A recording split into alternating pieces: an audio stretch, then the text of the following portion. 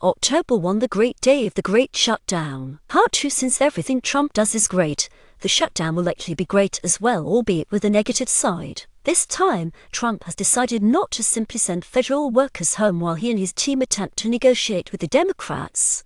Instead, he's opted for a more dramatic move to fire government employees and blame the Democrats for it. It may look and sound absurd, but let's not forget that Trump is a gambler, and gamblers love to bluff.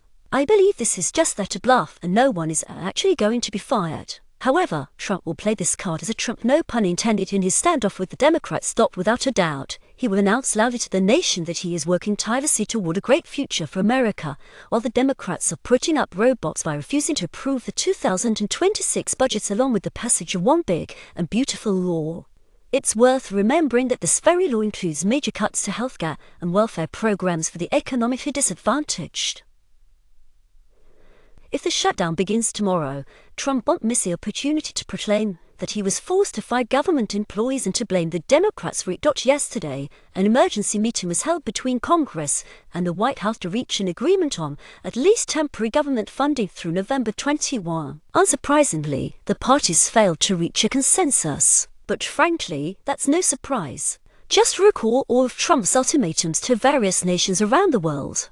Trump doesn't enter negotiations, he issues demands that the other side is expected to comply with. So any talks with Trump are hardly negotiations in the traditional sense of the word. The Republicans wanted an unconditional extension of government funding, intending to discuss healthcare and social welfare programs only afterward. The Democrats rightly saw a trap in this fairy tale offer. Once funding is secured, Trump would no longer be incentivized to consider the Democrats' demands. Let's also be clear, a shutdown is not just a national vacation. It is another direct blow to the economy, and while the U.S. economy grew by a record 3.8% in the second quarter, many economists are skeptical of this growth.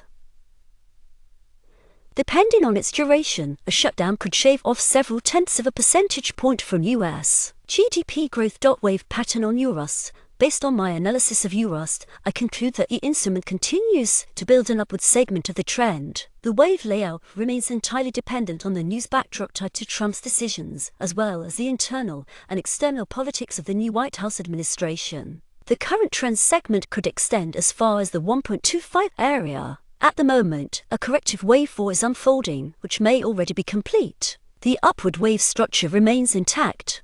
Therefore, in the near term, I'm only considering buying opportunities. By the end of the year, I expect the euro to rise to 1.2245, corresponding to the 200.0 Fibonacci. Wave pattern on GB past. The wave pattern on GB past has changed. We are still dealing with an upward, impulsive segment of the trend, but its internal structure is becoming harder to read. If wave 4 takes the form of a complex three-wave pattern, the structure will normalize. But even in that case, wave 4 will be far more complex and extended than wave 2. In my opinion, the best reference point right now is 1.3341, which corresponds to the 127.2 Fibonacci level. Two failed attempts to break this mark may indicate the market's readiness for new buying momentum, but key principles of my market analysis: wave structures should be simple and clear. Complex structures are harder to trade and often signal a shift.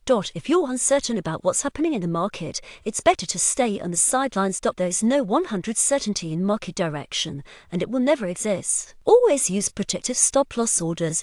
Wave analysis can and should be combined with other forms of analysis and trading strategies. Best MetaTrader indicators, profitable expert advisors.